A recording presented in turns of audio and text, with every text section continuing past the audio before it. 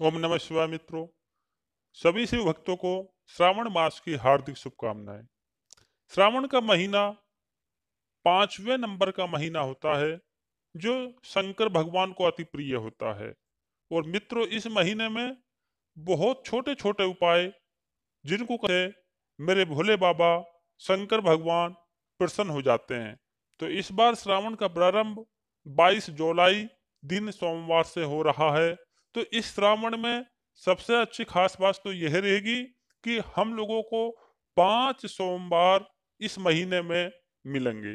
इसी के साथ शिव जी भगवान को प्रसन्न करने के लिए जिन तरीकों को मैं आज यहाँ पर आपको बताऊंगा, अगर उनमें से कोई सा एक तरीका भी आप अपना लेते हैं तो विश्वास मानिए, मेरे भोले बाबा की, शंभुनाथ की, महादेव की कृपा आप पर इतनी बरसेगी कि आपका जो भाग्य है वो चमक जाएगा।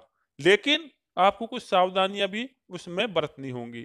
आपको बता देता हूं कि इन सोमवार में जरूरी नहीं है कि पहला सोमवार को जो 22 जुलाई को शुरू हो रहा है आपको उसी दिन करना है। लेकिन अगर आप उसी दिन से करेंगे और 5 सोमवार करेंगे तो आपका जो भाग्य है वो अवश्य ही चमक जाएगा। इस दिन शिवलिंग पर हमें त्रिकोण बनाना चाहिए, 3 उंगलियों से चंदन से त्रिकोण बनाना चाहिए। इसी के साथ माता पार्वती का भी हम लोगों को श्रृंगार करना चाहिए। जो विवाहित स्त्रियां हैं उन्हें मंदिर में साफ सफाई पर भी ध्यान देना चाहिए।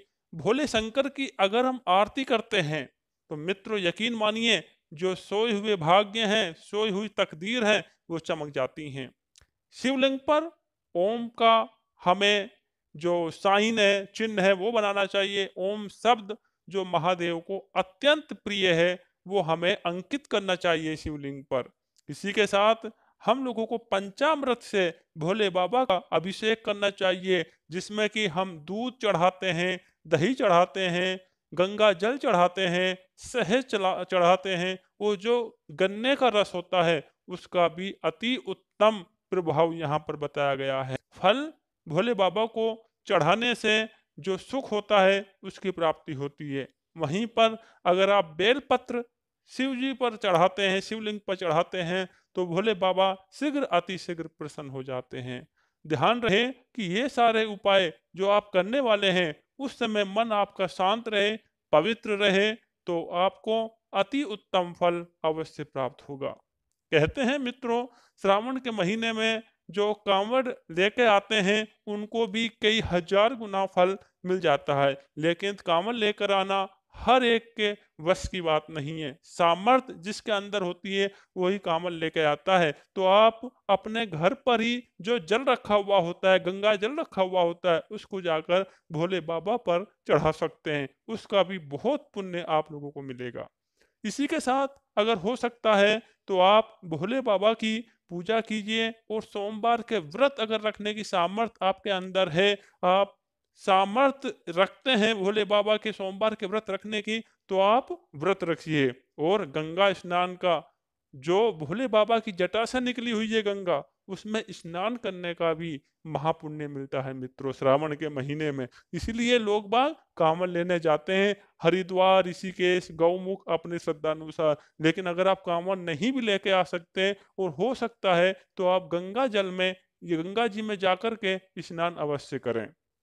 इसी के साथ आपको एक और उपाय बताना चाहूंगा कि अगर 5 पत्तों वाला बेलपत्र आपको मिल जाए तो आपकी जो सोए हुआ भाग्य है ना, वो अवश्य ही चमक उठेगा। लेकिन ये बड़ा दुर्लभ संयोग होता है, 5 पत्ते वाला जो एक जगह लगे हुए होते हैं बेलपत्र ऐसे मिल जाए, या फिर 7 वाले, 3 वाले मिल जाते हैं तो 3 वाले भी अति शुभ माने गए हैं। शिवलिंग पर जाकर आप जल चढ़ाइए, शिव जी की आरती कीजिए, आराधना कीजिए, और पंचाक्षर षडाक्षर मंत्र जो होता है ओम नमः शिवाय का आप जाप करते हैं, तो उससे आपके परिवार के जितने भी सदस्य होते हैं उनको सुख मिलता है। और वहीं अगर आप महामृत्युंजय मंत्र का जाप करते हैं तो यकीन मानिए आप दीर्घायु होते हैं, आपके परिवार के सदस्य, आपके बच्चे दीर्घायु होते हैं और हर मनोकामना पूर्ण होती है। क्योंकि भोले बाबा को प्रसन्न करना अति आसान, अति सरल होता है।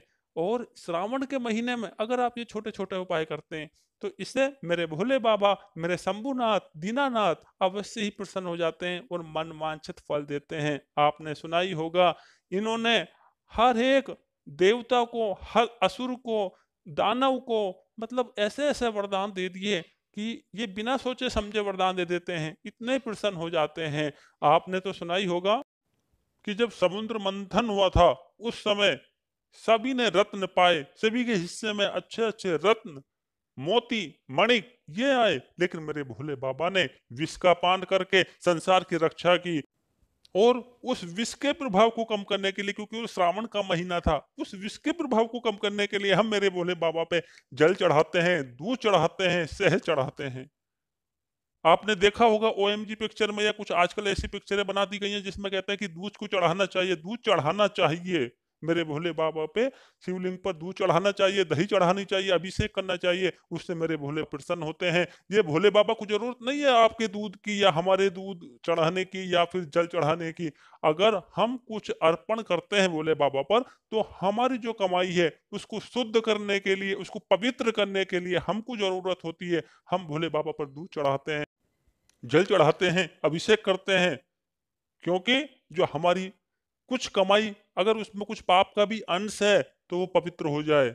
भोले बाबा तो संसार को देने वाले हैं, उनको क्या जरूरत है कि वो हमारे दूध की प्रतीक्षा करें या हम उन पर जाकर दूध चढ़ाएं, क्योंकि हमें जरूरत है। हम अपनी कमाई को पवित्र करने के लिए अपने भोले शंकर को मनाते हैं, और ये महीना भोले बाबा को मनाने के लिए अति उत्तम है। तो ये जरूरी नहीं है कि आपने अगर पहले सोमवार को किसी कारणवश से आप नहीं गए तो आप बाद के सोमवार पर भी नहीं जाएंगे। आप कोशिश कीजिए पहले सोमवार से शुरू करने की, और अगर संभव नहीं है तो किसी भी सोमवार पर आप जाकर भोले बाबा के पास में ये मंत्र बोल सकते हैं, ये उपाय कर सकते हैं जो मैंने आपको बताए हैं। और एक बात और बताऊंगा आपको, आप जल चढ़ाने के बाद में जो शिवलिंग के पे जल चढ़ाया जाता है, उसका कुछ जो बचा हुआ दूध या जल जो भी आप चढ़ाते हैं वो अपने घर अवश्य लेके आइए, और अवश्य लेके आने के बाद आपको अपने हर घर के कोने में उसका छींटा देना है, यानी कि छिड़कना है, जिससे कि नकारात्मक शक्ति या नेगेटिविटी आपके घर से दूर चली जाएंगी। और अगर आप उसका पान करते हैं तो चरणामृत, इसी को तो बोलते हैं चरणों का अमृत। चरणामृत का मतलब ही होता है चरणों का अमृत, और मेरे भोले बाबा के चरणों से जो दूध, जो जल आप लेके आएंगे, अगर आप पान करते हैं तो चरणामृत होता है, असली चरणामृत वो होता है। उसको पीजिए, अपने बच्चों को पिलाइए, और अगर आपके घर में कोई बुजुर्ग हैं और किसी बीमारी से पीड़ित हैं तो आप उसको पिलाइए। विश्वास मानिए कि उनको जो बीमारी है उसमें भी अवश्य ही आराम मिलेगा।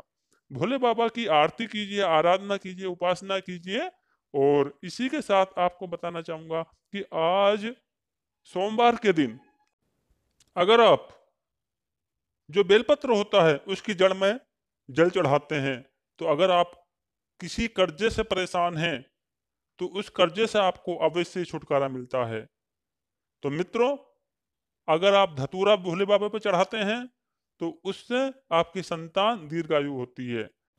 तो मैं यही प्रार्थना करना चाहूंगा कि मेरे भोले बाबा, शंकर भगवान, महादेव आप सभी का कल्याण करें। वीडियो अगर अच्छी लगी है तो लाइक कीजिए, वो ज्यादा से ज्यादा लोगों तक शेयर कीजिए, पहुंचाइए। और चैनल पर अगर नए हैं तो चैनल को सब्सक्राइब कीजिए। मिलते हैं किसी नई वीडियो में, तब तक के लिए ओम नमः शिवाय, हर हर महादेव।